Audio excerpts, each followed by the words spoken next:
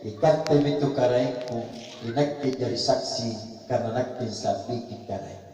Al-Quran surah Al-A'raf ayat 172. Dari alam arwah lalu kita berpindah lagi kemana? Ke alam kedua. Apa namanya? Alam rahim, dalam kandungan ibu. Berapa lama kita di situ? Ya paling cepat keluar 9 bulan 10 hari. Tentang alam rahim dalam kandungan ibu juga telah dijelaskan oleh Allah dalam Al-Quran surah At-Tin ayat 4. Dari alam rahim lalu kita merantau. Jadi kita ini semua perantau. Dan ingat, perantau itu pasti pulang kampung. Kampung yang sebenarnya. Seperti ini almarhum atau almarhumah.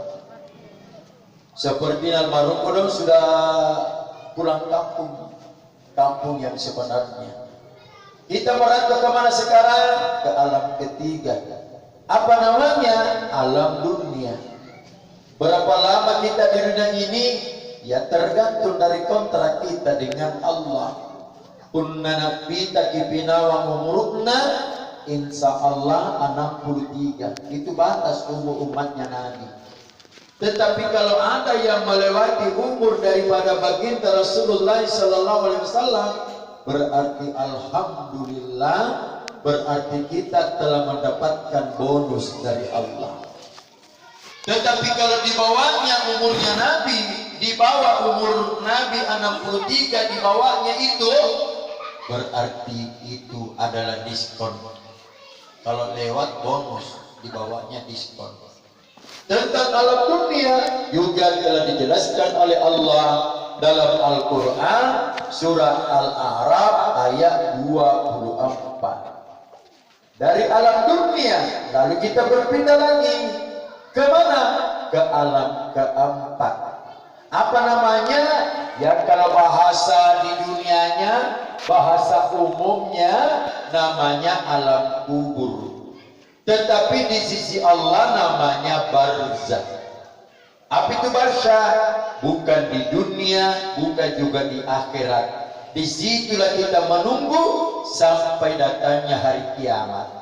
Makanya maaf Bapak Ibu makanya surga dan neraka sampai sekarang masih kosong. Dena pabonena surga di kamakamayang dena pabonena neraka. Lalu kemana orang-orang yang telah meninggalkan dunia, termasuk baginda Rasulullah sallallahu alaihi wasallam? Beliau juga sudah berada di alam keempat. Apa namanya? Barzakh. Disitulah kita menunggu sampai datangnya hari kiamat. Tentang alam barzakh juga telah dijelaskan oleh Allah dalam Al-Quran surah Al-Mu'minun ayat 100. Dari alam barzakh lalu kita menuju ke tempat yang paling terakhir dan tidak ada lagi alam di sana. Diibaratkan siri kampung, sepat kampungan, kalau busana biu kampung di pembantangi. Tidak ada lagi di sananya. Namanya alam akhirat. Berakhir sudah. Tentang alam akhirat juga telah dijelaskan oleh Allah dalam Al-Quran surah An-Ankabut ayat 64. Jamaah sekalian dimuliakan oleh Allah Subhanahu wa taala. Jadi alhamdulillah katanya hadirkan termasuk saya di alam Makatallu. Berarti ruang mami alam dari kata. Tapi ini kudung almarhum seremami alam di depannya itu pun masih jauh perjalanannya. Butuh bantuan itu almarhum. Apa? Berupa doa. Doa dari mana? Anaknya. Insya Allah kalau kita doakan itu orang tua, kapan kita doakan? Setelah selesai sholat di salah sunnah sujud terakhir. Yang di salah wajib kan? Karena di salah wajib itu tidak bisa ditambah, tidak bisa dikurangi. Jadi insya Allah karena Allah berfirman, ud'uni astajib lakum, mintalah kamu kepadaku, aku akan kabulkan permintaanmu. Apa permintaan tak? Ya supaya ini almarhum kodong diluaskan dan diterangi kuburannya, dan dimudahkan pertanyaannya, dimudahkan menjawab pertanyaan mungkar dan nakir dan kubur, dan dimudahkan perjalanannya menuju kepada Ar-Rabbul Izzati Jalla Jalalu. Itulah Allah Subhanahu wa ta'ala. Jamaah sekalian dimuliakan oleh Allah Subhanahu wa ta'ala. Tidak ada satupun manusia di dunia ini, apakah dia seorang nabi, rasul, ustaz, kiai, ulama, apabila mau meninggalkan dunia ini seperti almarhum langsung mati. Tidak. Yang pertama-tama kita akan lalui kalau kita mau meninggalkan dunia ini adalah sakaratul maut. Apa itu sakaratul maut? Sakaratul maut artinya keadaan atau kondisi manusia pada saat menghadapi kematian. Sakaratul maut dikatakan hidup, tapi sudah tidak ada mampu makanan yang bisa masuk ke dalam tenggorokannya. Jangankan berupa makanan, air minum saja tidak bisa masuk, pasti tak tumpai suhu. Dikatakan mati tapi masih bernapas. Itulah sakaratul maut. Kenapakah itu kita menghadapi yang namanya sakaratul maut?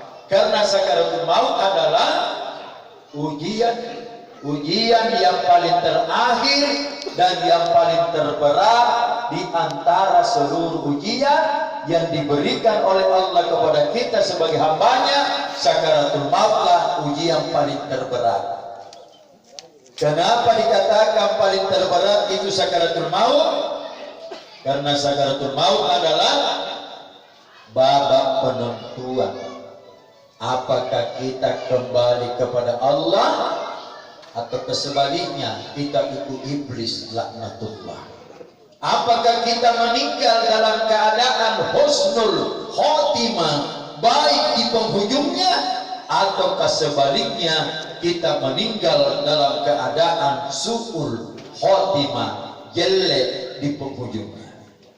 Makanya Al-Quran surah Asy-Syariat ayat 49, di situ Allah telah menjelaskan bahwa semua yang Allah ciptakan adalah berpasang-pasangan.